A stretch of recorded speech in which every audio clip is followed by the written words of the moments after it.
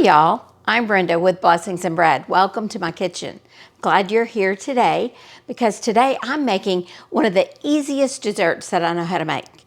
This is the recipe that I go to when I am either in such a hurry I don't have time, or I'm honestly just too lazy to make something homemade, but I'm in the mood for a homemade dessert. So come along with me today while I make homemade peach cobbler. All right, I'm not sure what happened, but my camera turned off. So I may repeat myself here, but I'm gonna go back to just explain. In this bowl right now, I have a cup of flour and a cup of sugar. And to that, I'm going to add 1.5 teaspoons of baking powder and 1/2 teaspoon of salt.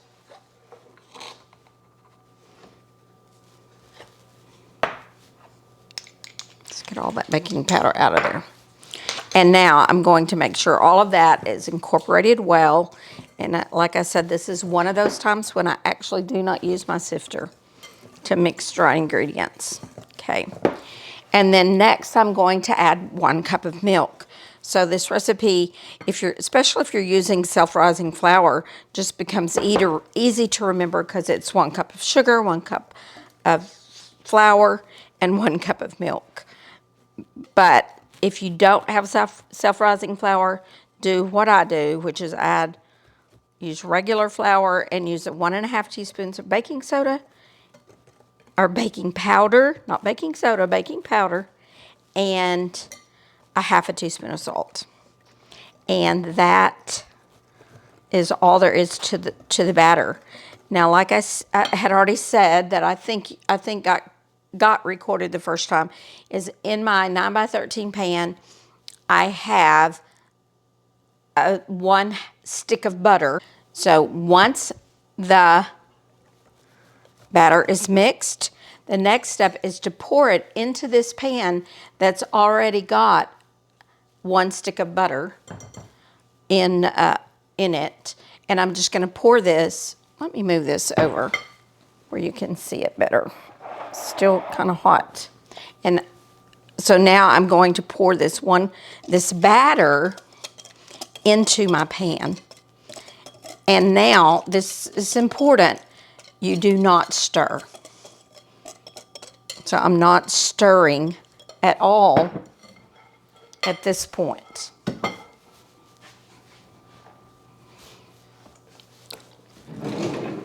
Next, I'm not stirring, I'm pushing my batter down a little bit more. All right, next I'm going to add 1 can of peaches. And I'm using a large can of peaches. You can also use 2 small cans of peaches. Try to find peaches that are in heavy syrup for this recipe.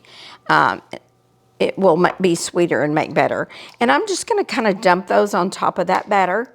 And I want the peaches kind of be spread around. I don't want them all. But again, I am not stirring. We do not stir this recipe at all.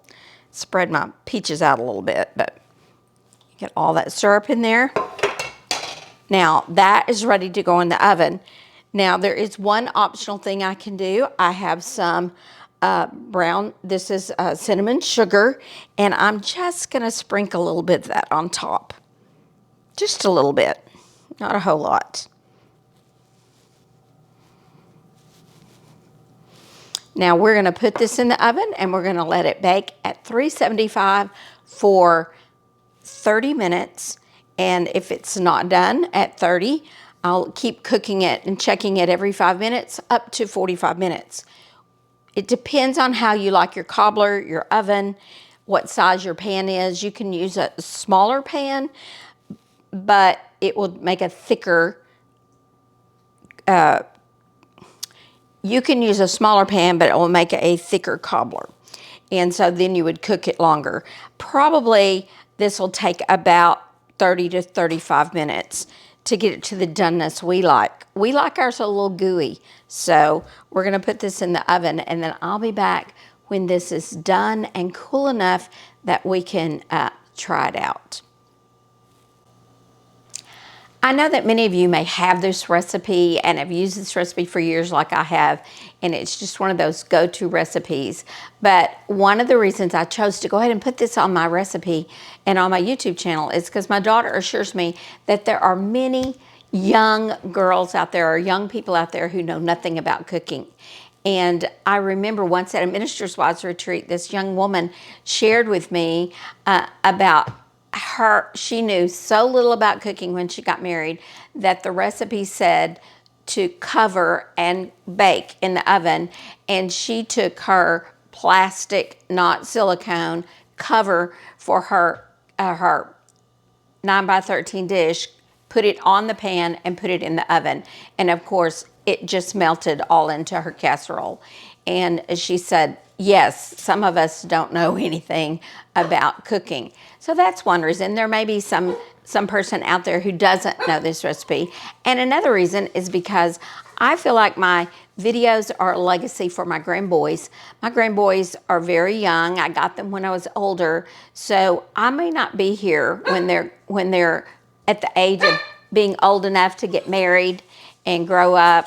And so I want to have a legacy of my videos out there for them and for them to be able to see as an adult, for them to actually be able to see their grandmother and see what their grandmother was like. So I kind of do these videos a little bit as a legacy because my grandkids, when my grandson is 15, I'll already be 80.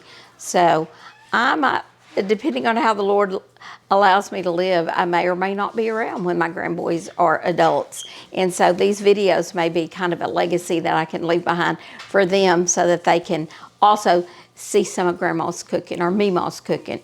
So we'll be back, like I said, when the 30 minutes is up and when that peach cobbler has cooked and cooled it a little bit, just enough that I can eat some of it. All right, the cobbler has been out of the oven for about 10 minutes. It was bubbling hot when it first came out. But now I'm going to dip some up, and Rod has decided to come help me taste today and be my taste tester. This is a dessert that I used to make a lot, so we'll see if I made it as well as I have in the past. Okay, Rod, try out. I have not made this in a long time, and I don't know why. One thing about this... I don't know why either. One thing about this recipe is that it does have a whole stick of butter in it, and if you're not careful and you eat too much of it, like some people I know, good, it might give you indigestion. But I have definitely made it before with margarine, and that will keep that from happening. Really good. I hadn't made it in a while. You can have that, and you can keep it. I'm going to try it myself, too, though. See what I think. May I go now? May you go now. I'm not your boss. Go if you want to. You're through with your jokes. All right, I'm going to give a bite, too.